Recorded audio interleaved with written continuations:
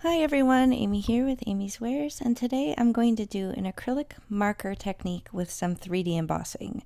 So I have some Erin Lee Creative products. Sadly, she's on a hiatus. I don't know if the shop is closing, so these products might not be available, but use what you have. This is to show you a fun way to use acrylic markers. Now today I'm going to use these 𝗤𝗂𝗄 ones. If you have those, great. I absolutely love them, but maybe you have other ones in your crafty stash. Here is a photo of the finished card. Now this is inspired by my friend 𝘄𝗄𝗄𝗄 at Lost in Paper. If you don't know her, check her out. She is brilliant. I will link her below. But I'm figuring out which colors in this acrylic marker set kind of match that border.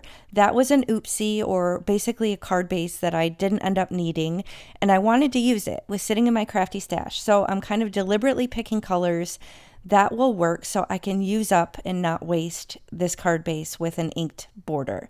So I randomly picked these 4 colors. Well, I guess not randomly. I just felt like they worked together and they matched that border. And I'm going to cut this panel of light blue cardstock with that rectangle die. It's kind of decorative, deckled edge. And I'm going to emboss this panel to give it some texture. So use whatever 3D embossing you have.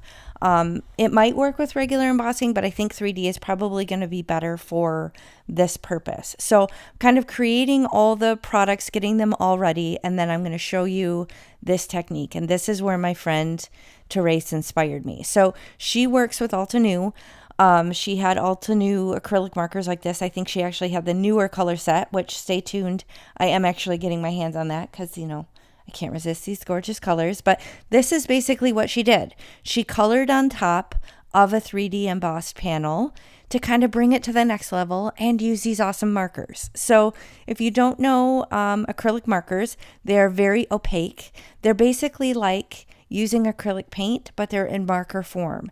So you have that ability to kind of really get into detailed areas in little finer nooks and crannies, and you have that control of a pen or a marker while using basically an acrylic paint. So they're super fun.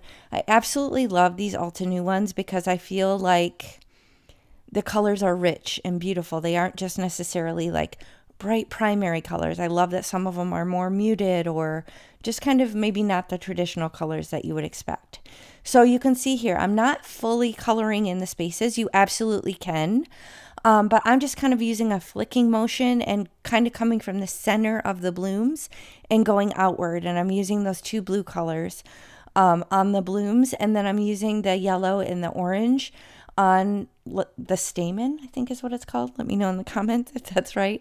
I'm so bad with knowing plant names and plant parts and things like that. But anyway, just the kind of inner portion of the flower as well as the leaves. I felt I was able to kind of tie in that yellow and that orange color, which really kind of tied in the border on that card base that I wanted to use. So this was such a fun way to use this. There's different ways that you can use these acrylic markers, but y'all know I love 3D embossing. So to be able to combine these 2 things was top notch. So thank you 𝘄𝗄𝗄𝗄 for this awesome idea. She's absolutely brilliant. Again, be sure to follow her if you don't already. She's such a source of inspiration for me. She's in Australia.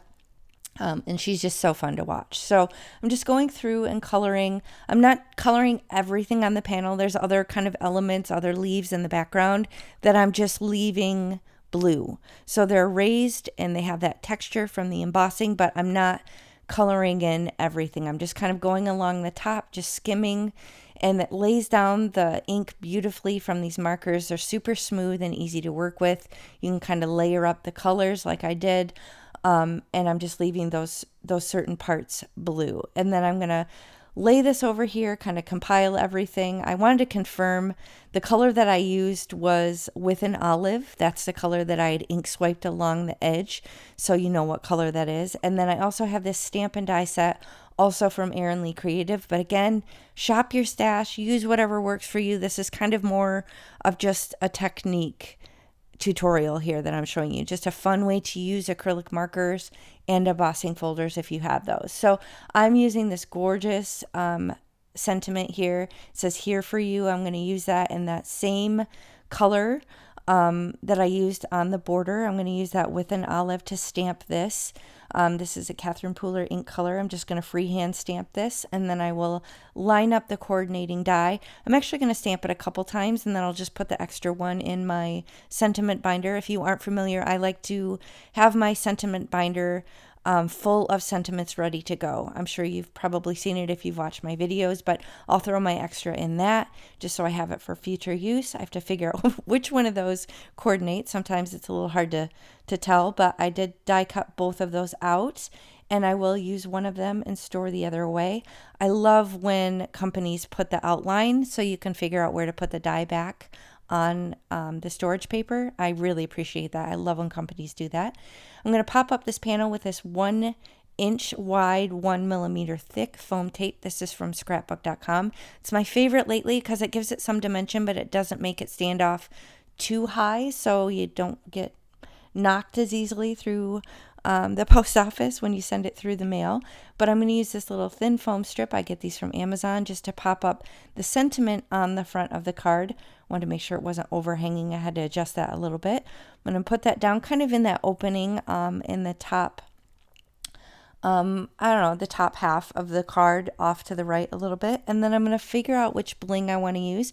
All of this bling is from Colorful Life Designs. This is a small woman-owned business in Texas.